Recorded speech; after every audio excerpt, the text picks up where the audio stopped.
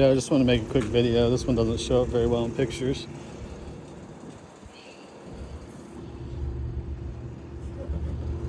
So it's been repainted before, very poorly, to where it's just like heavy fish eyes throughout. As you can see them. Just a low quality paint job. Poor masking.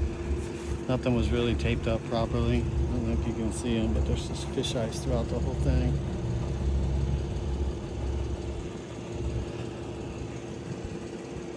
Can't really do much but just sand it back down, get it sealed, and refinish it all. It doesn't even show up in the video well. You can kind of see them. It's heavy fish eyes, and it's just bad.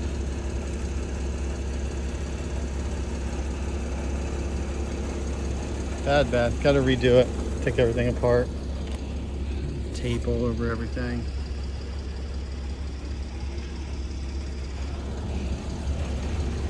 Liftgate damage as well.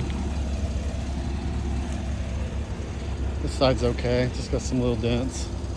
But basically the whole passenger driver's side has just been poorly refinished, repaired.